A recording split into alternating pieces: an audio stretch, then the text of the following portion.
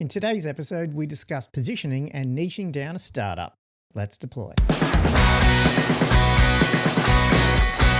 Hello and welcome to Push to Prod. I'm your co-host Cole and I work on Userlot, a tool to help SaaS companies build revenue through customer success. And I'm your co-host Dan Miller. I'm building a SaaS for the first time and learning as I go. Each episode, we chat about all sorts of things to do with the world of starting, growing and operating software businesses. Today is the 13th of June. We're all heading to Sydney tomorrow and this is episode number 11. So what are we doing in Sydney, Cole? Like, what's going on there?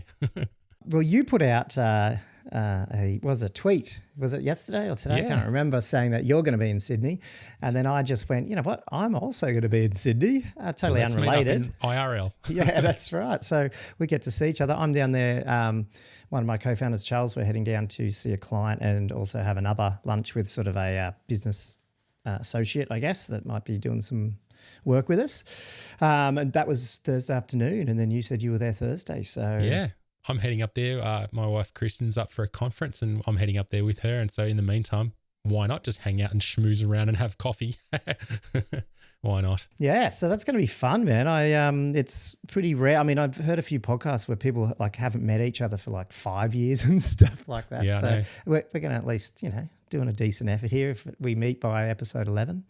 Yeah, not bad. And I think there's one or two folks in Sydney who might join us as well. So if you're listening to this, which you may or may not be by the time we publish it, you're welcome to join in. I'll do my best. So yeah, how was we just as when I say we Australians and probably UK, I know it's probably just Australia. We just had our first, at least that I remember, King's long weekend because of the monarchy change. So how did your long weekend go, Dan? Yeah, I had a lovely King's birthday long weekend. My daughter, she went out hiking in the bush with the scouts. So it left Kristen and I at home and we just made the most of the free time together, did all sorts of fun things, had some dinners together. Kristen got out and, she's an artist, so she got out painting for a bit. And I thought, excellent, bit of free time to work on my stuff that I'm building, which was nice. And yeah, it was just really relaxing, really free time. How about you? What'd you get up to? Well, it was, magic weather. We went to Vivid. We booked, so for those who don't know, Vivid's like a big, I guess, spectacular light show setup they have in Sydney. I think they do it in Melbourne too. Is that right? Yeah. But yeah, Sydney, I don't know how long it goes for. It must be weeks. They set up, lights everywhere through the harbour. Pre-COVID, we used to try to get down there, just for a night on a Saturday night. And I swear every time I've gone, it's just rained, just torrential rain, which we don't really mind. We go to bed early, so you just go to the hotel. We always get good views of it. This weekend was just a cracker. It was just blue sky, nice, like cold, but not too cold, but like you're rugged up, see the lights. So, and my kids are old enough now that they can sort of wander around by themselves. Like we go with another family with two girls as well. So the teenagers all went off and the adults went to Opera Bar. Cool. We got there just pre-lunch, got a table straight away, and then we were there till I think like 8 o'clock at night. Oh, when the lights came on, that's a nice spot to sit and enjoy that. So we had a good lunch, sat around, had drinks, sat there all afternoon, and then saw the lights, and then we went back to our hotel, and that had a rooftop bar as well. So went up and saw sort of the other end, like the other side of we saw the harbour, and then at the hotel we were looking sort of the other way, which is pretty cool. Yeah, I'm looking forward to it. I'm going to pop up tomorrow night and check out some Vivid. I'm going to see the Dark Spectrum at the Wynyard Tunnels.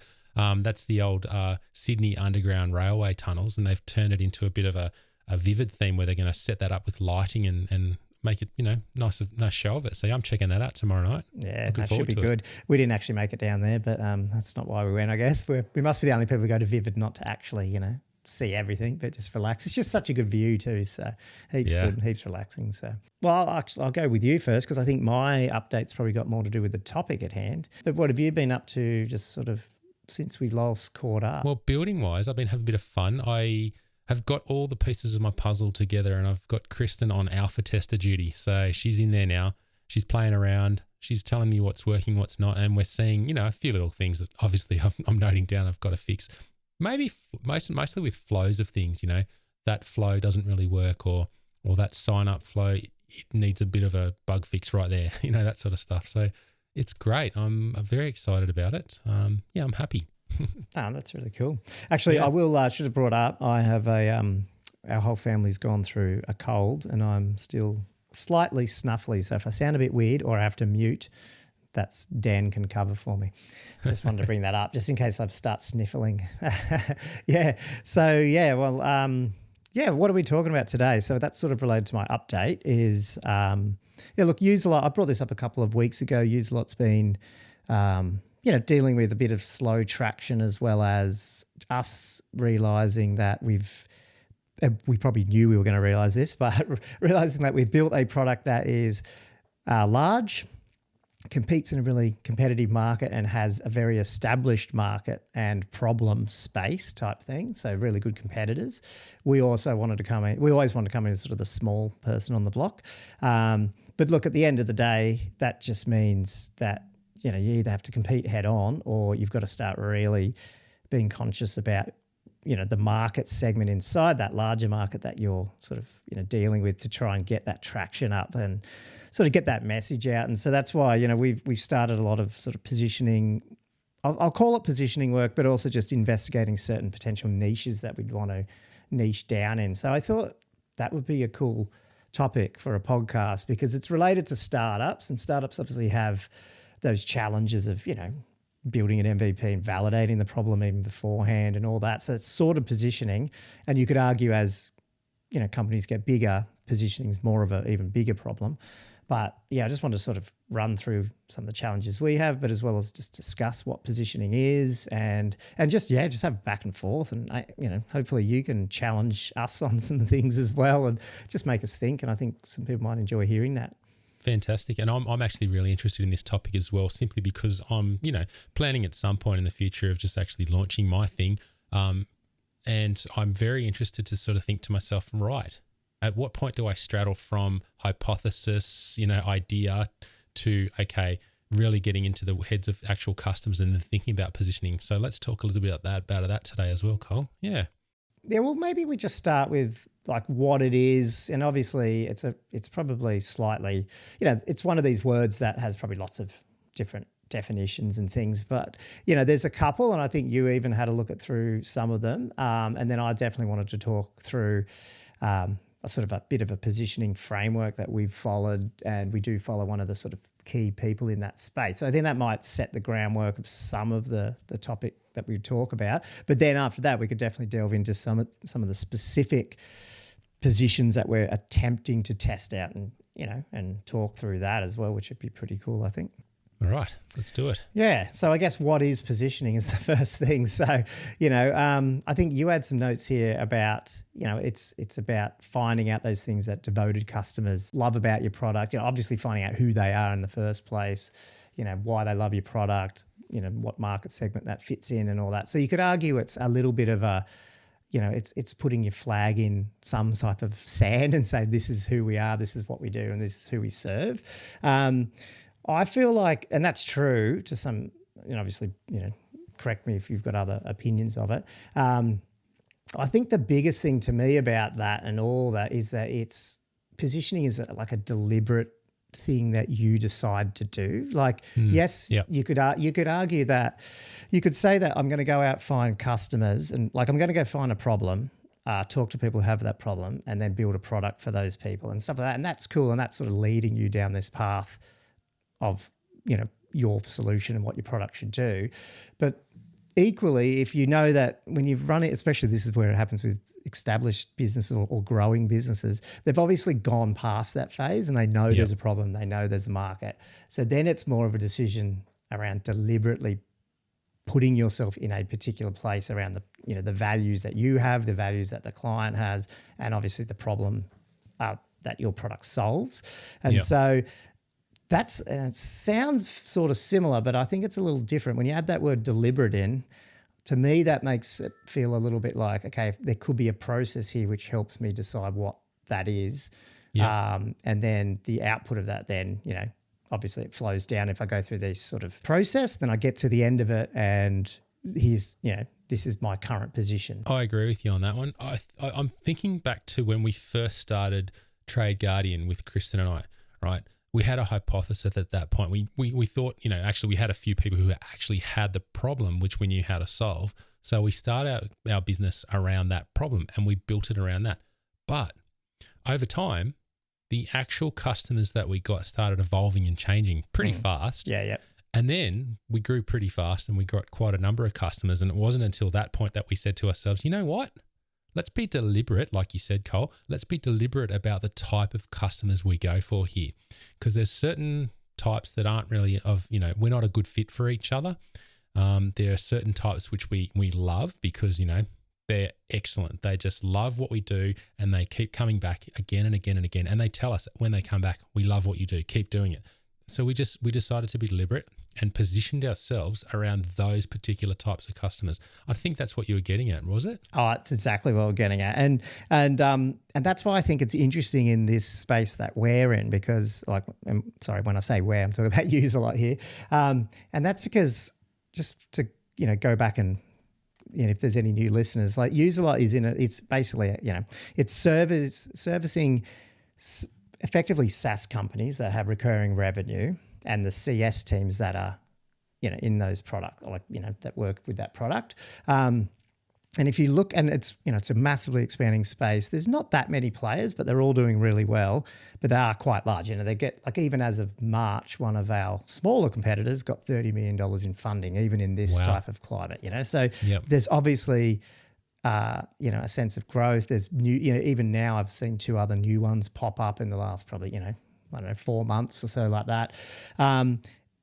All of them, I'll say all of them. It's not totally true, obviously, but the majority of our competitors, I don't believe, have had to even make that deliberate positioning decision. They've actually, if you go look at their websites, they service SaaS companies and customer success teams. That's it. It's cool. I mean, that's a position, right? Obviously, they're not going to sell to the local corner shop or whatever, but they haven't actually niched down to some small area of that because they haven't had to. And that's what I was just thinking what you said. I thought, okay, that's probably because a lot of them are funded and they've put the stake in the ground and they said, we're going for it because we've got the budget to hit that segment hard. And that's what they're doing. Yeah, maybe that's what's going on. Yeah, absolutely. There's that for sure. Yeah, there's probably that. But so when you're like us and you come along and you try and compete against that, then if you then target the same similar customers, and you're then talking to those customers about, the ones at least that our competitors are dealing with, they then find our competitors as well. And then you're in this position of you can't just compete against people who already have all that track record. So, we decided to go down, okay, we need to find a better, smaller niche inside of what you would class as a fairly, when you're talking about B2B SaaS, which I guess is the broad market here, and there is other sort of markets outside of that could still use this product, but it's that's a big space, and so how do you niche down into that? And so that's where we started to, I guess go back to the drawing board a little bit on that. And the funny thing is, I'm probably talking a lot here, but that's when I finally opened up the book. So April, there's an awesome expert in this field who's really sort of the expert in positioning, and her name's April Dunford. I won't say she'll say she sort of fell into this. She originally was a tech background and then became a head of marketing. And anyway, she's basically boiled it down to this framework and spent the last, whatever it is, 10, 15 years going into companies and helping them position their stuff. And her material is, how, have you read, is it James Clear's Habits or Atomic Habits? Yeah. It's one of those books like that, it's smaller, that is just actionable. Straight to the point. Yeah, it's awesome. It's not all about fluff and marketing. And I love listening and reading April's stuff. She gets straight to the point. She doesn't beat around the bush, but she gives very straightforward introductory type statements. That says, here is the situation, here's the context, here's what we did, and here's why it worked. It's just really good, yeah. And I'll even admit, her stuff is not 100% built. This is going to your probably original point there a little bit around, as a startup, you're probably doing a bit more hypothesis and testing and things like that. And I absolutely agree. And even April, I think, would agree that even where Userlot is, a lot of it is just making, you make up, you say that this market segment or this, you're going to take a position here and then you go test it and then you iterate on that. But I do find value in just the process she's put in place to go through with that, even though I know some of the things we have to sort of jump over because we're like, well, we can't go out and talk to 20 clients and say, what did you love about us? Why did you buy us? Because we don't have that, that type of thing. So, I think that's where we're at. Really, we're taking her positioning stuff, which I'll step into that just a little bit. We won't obviously go through the whole thing because just get her book or even her website is, good enough. And just a plug, she's just started a podcast. So if you're into this and you want to learn more about April, there's heaps of resources there to get on that. But we definitely want to go through a little bit of that process to help guide our tests, I guess, is where we're at with Userlot. I think that's solid. Doing that with Userlot means that you're following a structured approach. And by doing that, you can actually record your results, record your steps along the way, and you can just keep iterating it and improve and seeing what's going to work, right? But by doing the process, it's going to be sort of something that you're quite familiar with, and it'll be, second nature to you in no time. You'll be sort of saying, all right, great, that hypothesis sort of worked. Let's try it again, but let's tweak that. Or that hypothesis didn't work at all. That customer segment we thought we were going for, just not going to work. And, by following that approach, you're not really being random about it. You're sort of saying, all right, let's be considerate about this. Let's just get on with the process, get it done. Next, you can move fast then. Yeah. I'll just step through. There's actually 6 steps that you go through. 5 are the ones that she's really published, but there is actually a 6th one, which I think is important as well. But so the first one, so probably worth just spending a couple of minutes on each one, and then that'll flesh out a heap of new stuff. The first one is actually one thing I love about her stuff is, when before you do all this, most people, what's the biggest thing people fail with marketing their product, or when someone says, oh, what's your product do? Most people jump straight into features and talk feature. And we all do it and we all love to do it. And the thing I liked about April's stuff is, although she doesn't do that, she sort of does allow you to do that, which actually feels more natural. But she does it in a way that guides you the right way. It's not so you don't get stuck in just, we've got 100 features, that's why the best. It's not that. But I do like that she doesn't try to sort of 100% go straight into, well, what's the core problem you solve, because sometimes that can be a little harder. Yeah, if you've got to have a little bit of feature in there anyway, because there will be 1 or 2 individuals that you talk to that just say, right, I get it. Tell me what your thing does. Yeah. So that's the cool thing with some of her. So anyway, we'll get into that, and you'll see how sort of earlier in the process it comes. But look, there is some caveats, so don't get me wrong. I'm not trying to say that it's feature selling at all, but it's just how she's approached it. But the first thing is obviously one of the bigger insights is just starting with competitive alternatives, which is looking at your niche or the position, and just in general, and saying, well, ask yourself the question, if someone didn't use my product, what are they going to use? Or if you're in our position, if they didn't use any of my competitors' products, what would they be doing? And then really have a think about that. And I think majority of the time what you end up coming back to is they just won't use anything. Like this is spreadsheets. Yeah, spreadsheets. They've done it. That's the age-old one that everyone uses, right? Yeah. And then the cool thing is when you start putting your brain into that mentality, you drop this idea that I need to worry about my competitors. Because most of the time, and I literally was talking to a guy from Microcomp the other day about this, when he was, I was showing him Userlot and we were talking about stuff like that. He had eventually found our competitors, but up until when I talked to him at Microconf back in April, he hadn't known any of them. So he's got a problem. He's tried to look for it. I talked to him at Microconf, and he had never found one of our competitors. The reality is, your competitors so much more than what your clients know your competitors, because that's all you do. That's all you think about. Oh crap, that they've copied me here, or they've done this, or they've got this feature that we need, or they've jumped on the AI bandwagon faster than me. Cool. It probably doesn't matter, because most of your clients are currently using a spreadsheet. And to be honest, it's actually not bad business to actually be able to tell people who your prospective customers, say to them, look, here's your options. You could go with competitor A, B, C, D, or us, or do nothing and use spreadsheets. That's actually helpful advice. It is. Yeah. It's actually showing that you give a crap about why they're coming to you and what, and let's be realistic as you go through this process. Hopefully you'll get to a position where you don't service all of them. So you can just go, hey, go use this product. We used to do that with Social Pinpoint all the time. It's like, if you don't value. Ours was really niched into, actually mapping, like GIS mapping sort of stuff. And so if someone came, but it wasn't a GIS tool, so don't get me wrong. So if they came to it to try and turn it into a GIS tool, it was like, hey, you got to go to ArcGIS. So that's it, eh? Ask them who the competitors are. Ask yourself who your competitors are, and even what are the competitors if there are none. So, yeah, and I would actually side with that, like really have a think about what would they be doing. And that's when you start opening up. Well, they're probably using, in our case, they're using a CRM maybe instead of this, or they're trying to bastardize, Google Analytics to do some of all these type of things. And then you can start going, okay, well, what are the problems they're going to run into when they do that, and all that sort of stuff. So when you get that aligned, like in your head, you're obviously writing all this down and going, right, these are the alternatives, blah, blah, blah. Then you do get into features, right? So straight into features, but they are a little bit particular, and that what you really want to do is focus on your features. So list all your features out, list them out, like this is the thing I love. It's like you're allowed to talk about your features now, which most people, when you go to talk about this, people say, don't talk about your features, where she's like, nah, get them out, get it out of your system, put them all down. But then the trick part here is you've got to go back through those features and you've got to be 100% honest.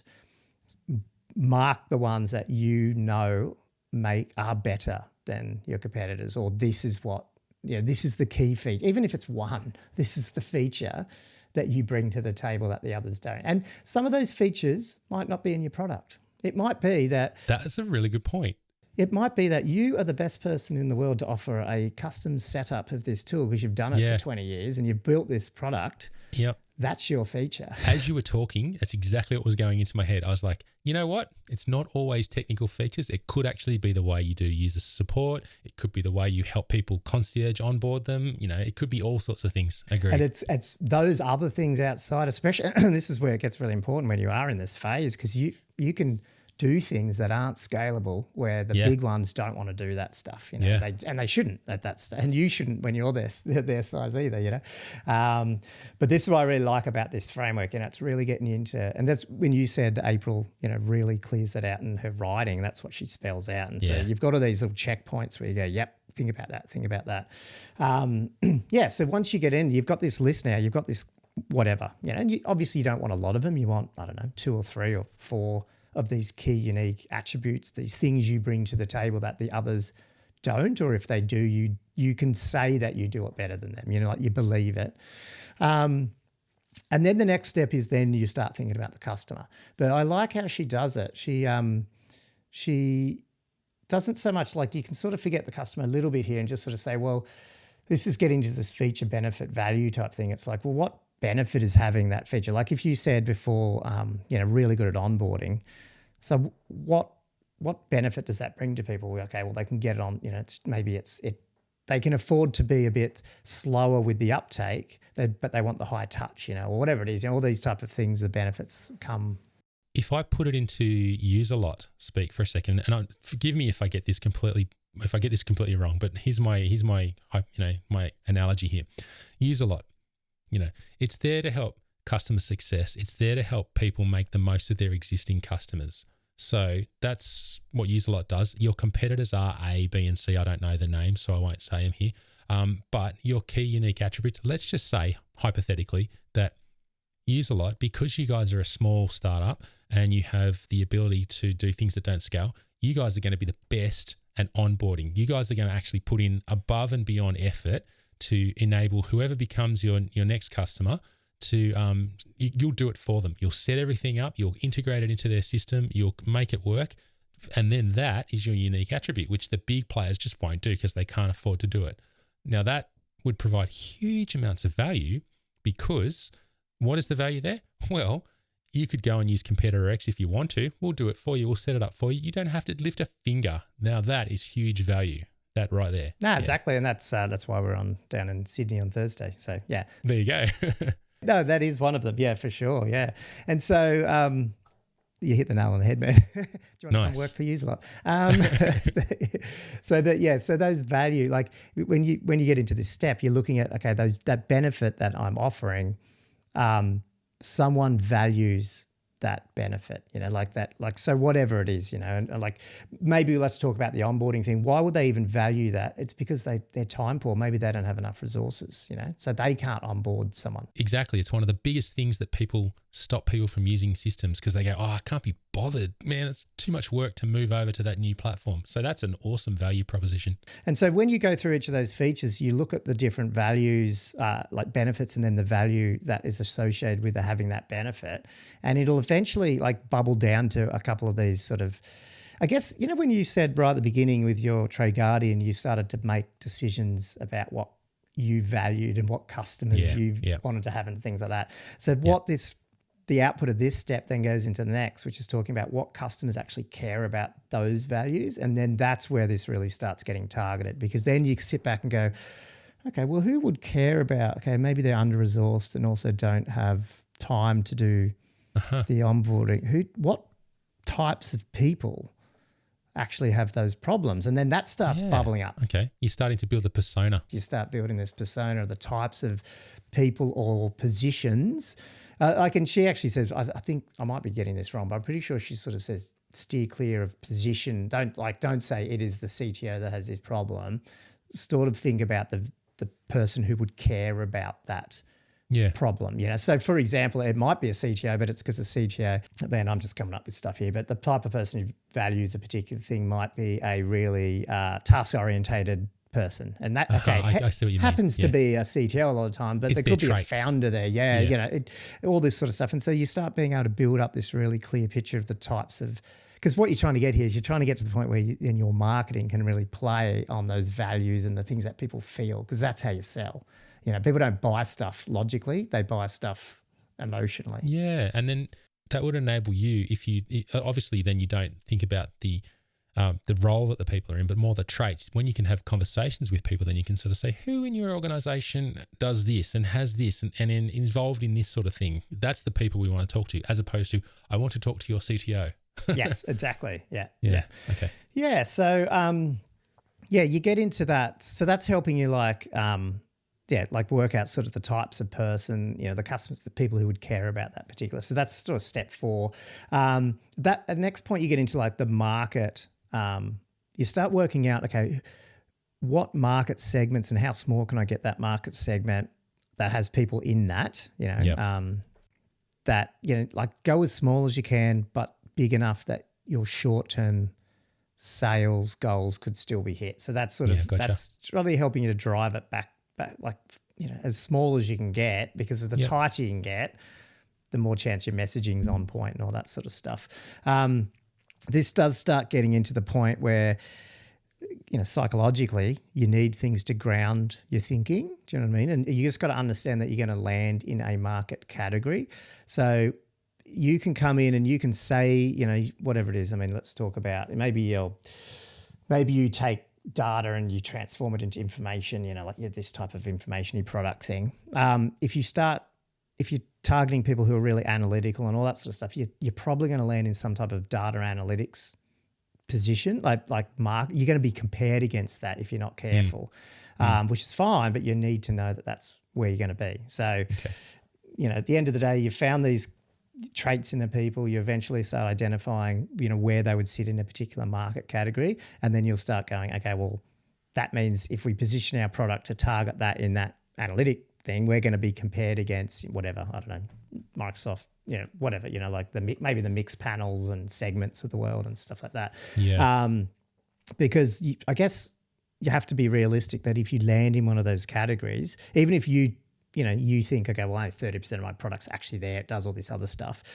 If you're positioning yourself in there, then that's how you have to market it. You have to look at, because people only understand things if they're comparing it against other stuff they already understand. Yeah, it has to be familiar to them. Yeah, and so that gets you that market. Like that's where you start then going, you've followed this process. If you choose it's like choose your own adventure. If you choose these type of values, you're going to end up potentially in this market. If you choose something else, you end up with somewhere else.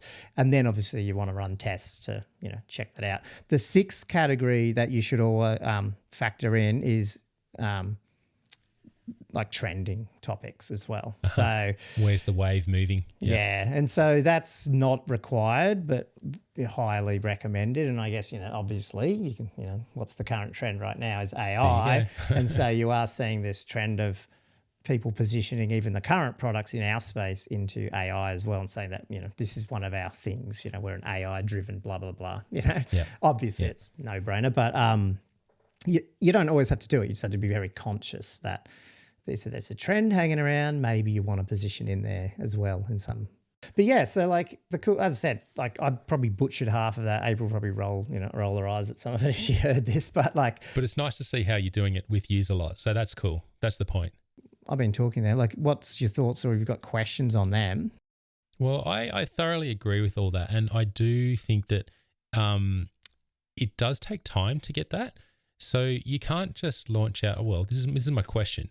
You probably can't just launch out when you're a brand new startup, right? And I think you mentioned at the start, and start thinking about positioning straight away, because really when it comes down to positioning conversations, you actually have to be speaking to customers.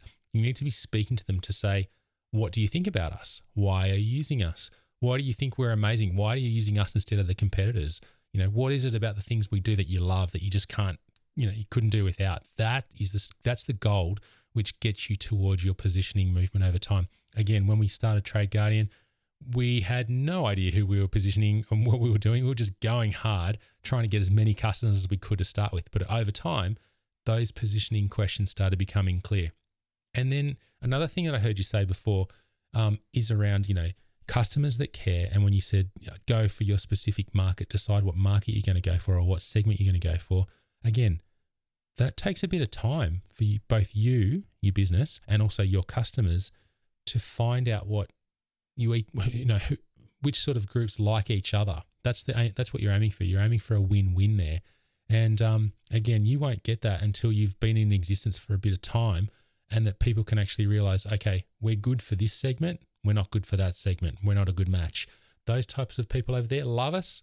Those types of people over there, they couldn't really care less about us. And again, that takes time. So my question is, if you're an early stage business, how are you going to position your business to get your first few customers?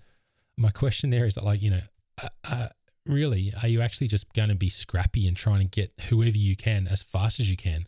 That's something I'm considering. Valid. I think majority of startups probably should absolutely do that. I think that's what you should do. I think with Userlot, the problem we have there is so people are not going to find us organically because the competitors, we're talking $300-400 a click for AdWords. Yeah, wow. You're talking about we're talking about our LinkedIn size following might be it's pushing 1,000. The other guys get 10,000 a week or something like that. Yeah. One of our competitors. Oh, sorry, it might have been a month. I can't remember. But it's crazy. So there's a lot of outbound, and so whenever you're doing targeted outbound, I guess when you do that, you don't want to be random.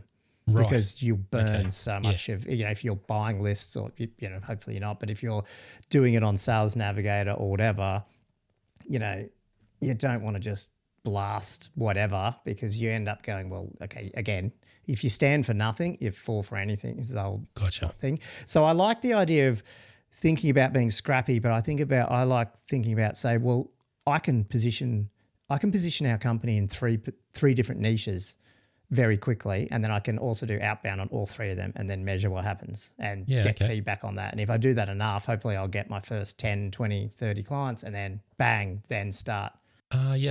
You're effectively A/B testing. You're choosing this on this and maybe C, A/B/C testing. Yeah, okay, I see what you're saying there. Yeah. My biggest thing with, if you're not going to get, if you get leads, if you can drum up enough, you got a good following on Twitter or whatever it is, and you can drum up people hitting your website fairly organically and stuff like that, then I think that's totally right. Be as scrappy as you can and get whoever you can. But if that's crickets because it's just such a hard market and you have to make the noise, it's very hard to make enough noise that it covers every it's a drop in the segment. ocean. Yeah. So it's far better, I think, to sort of go, well, I'm going to at least choose to play in these areas first and then just measure and get out quickly if it doesn't work. Yeah. At least that's what we're thinking. Have you guys had any thoughts yet about which areas you might start trying to niche down into to get your positioning moving?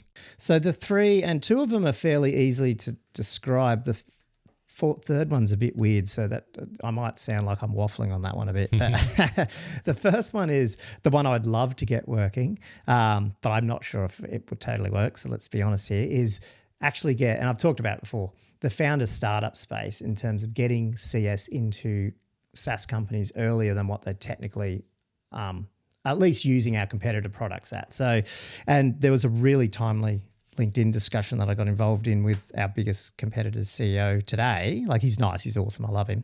We follow the same NFL team, so he's awesome. But he was basically saying, the opposite of what we're trying to do here, in the sense that he thinks it's probably not, at least the current state of the CS tools that are out there are not built for that early stage. And even earlier, by his comments, it sounds like he would even cut it off. Like, he's saying like under 10. So if your company doesn't have more than 10 CS staff, then you're probably too early to be using some of these platforms. And I'm like, whoa, that's okay. That is, and he's like, he prefaced his whole thing with, this is controversial post here, so the cool thing there is he's either right, because he's obviously a legend. He basically made this space and that niche isn't going to work. Or like they say, you have to have a contrarian view, execute on it, and you have to actually be right about the contrarian view. And if you are, hey, there is a market there. So look, that's one of them that we're going after. There could be.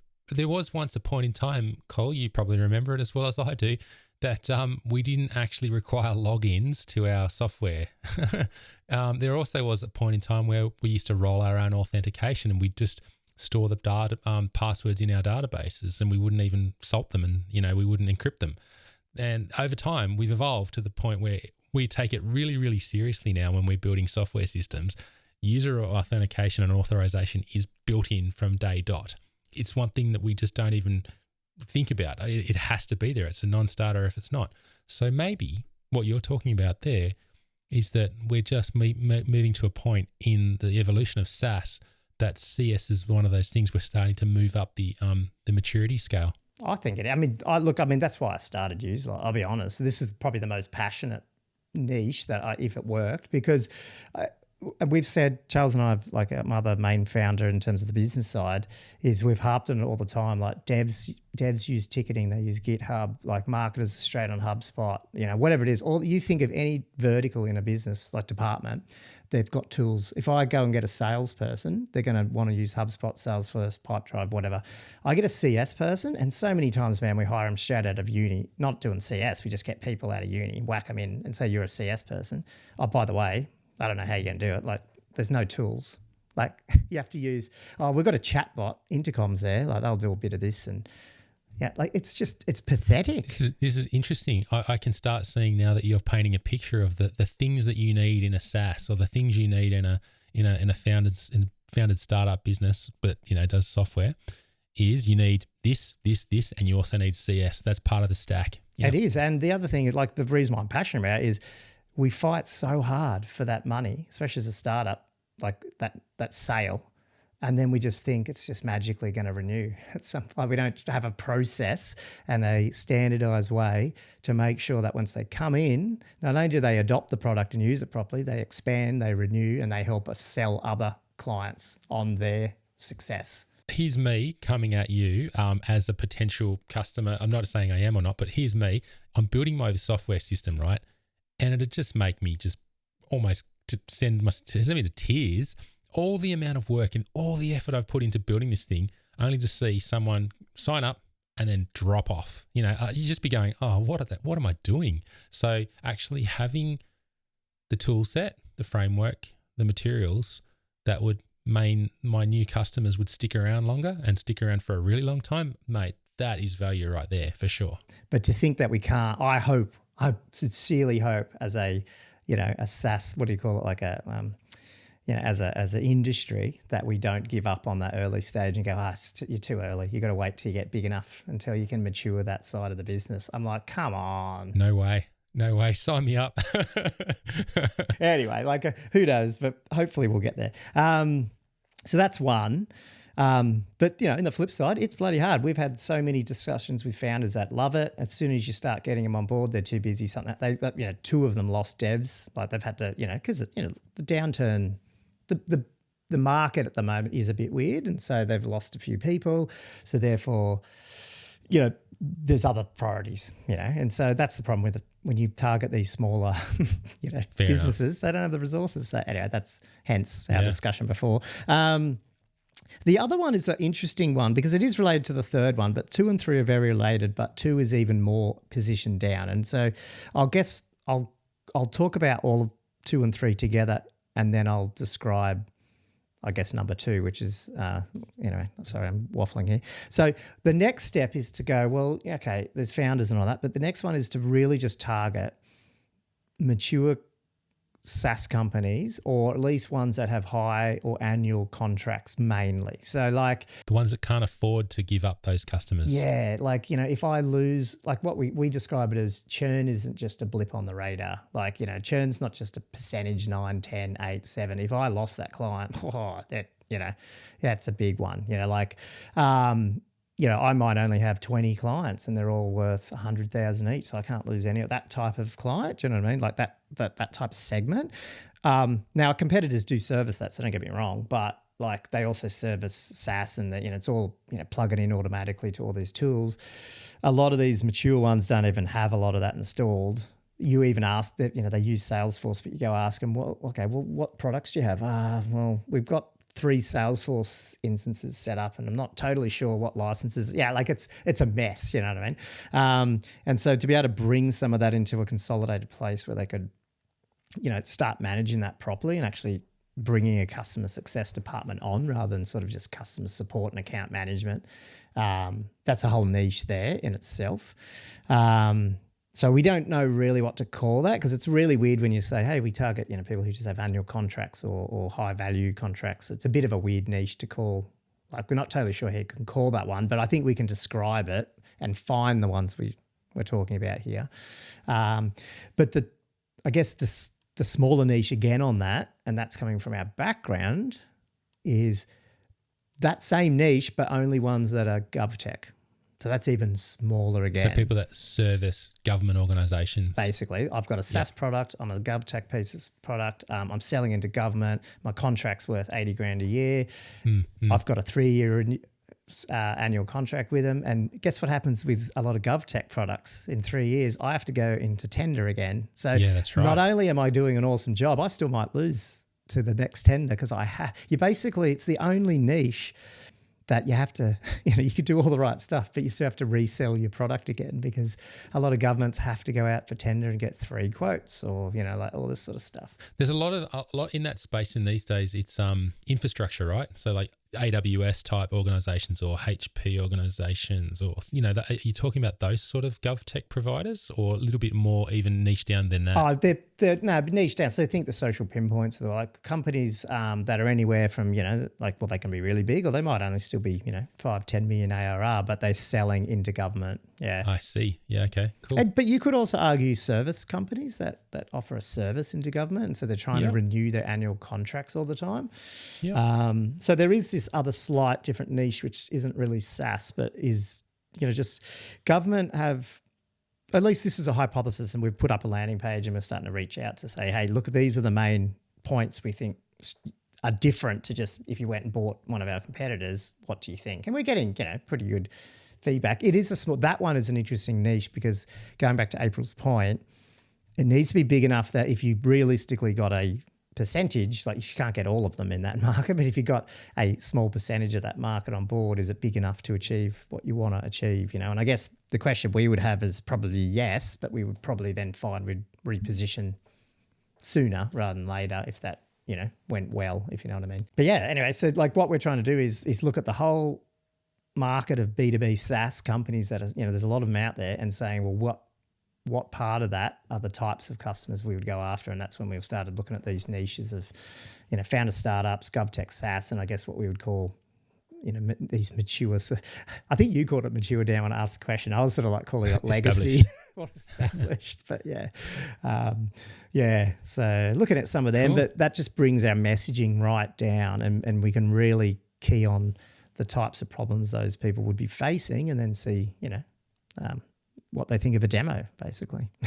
Nice. So the learnings from this, I think, is you can take that framework, any framework, but you're choosing, April Dunford's one, which is actually quite a solid framework, and then applying it to then find specific niches and then work with those niches to see if you can position down within them, see if that hypothesis works. That's a really good approach. I like that. And I think, so, I've learned something from that today. I reckon I could put that into use myself. Thank you. It's awesome. Yeah, no. Well, hopefully it works. Look, it's one of these things where, if it works so long as you keep doing it, and eventually, even if that means you work out your product isn't the right, you might find that, what you need to build or hang off the side or build a whole new thing to service that as well. So that's right. It's all knowledge at the end of the day. It is. Yeah. Yeah. Perfect. Yeah. Like so that's the positioning chat we wanted to have, I guess. I guess I can report back in a couple of episodes or maybe a little bit longer of how some of these have gone, because we're also going into the North American summer, which we're always conscious of. When you start trying to do a lot of outreach and research calls, you can write, late June, early July off.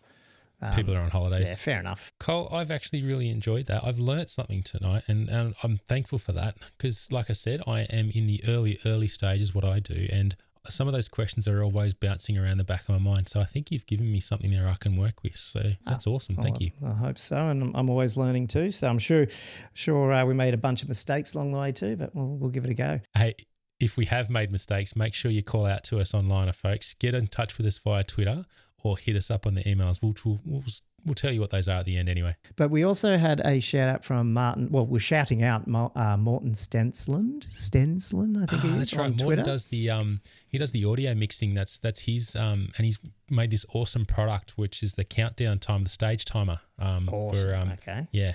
Yeah, so he sent us a really good, a number of topics actually. One of them I thought it was useful, and I'd sort of message him back a bit because I think it might be useful, definitely have a chat about in a future one, is just sort of the pros and cons of building in stealth versus building in public, and especially in the building in public world, these, the dangers, or is it a danger that people can, I'll just say copy or steal your idea, and how do you deal with that? What are the ethics? Should we build in public have a sort of code of ethics or code of conduct?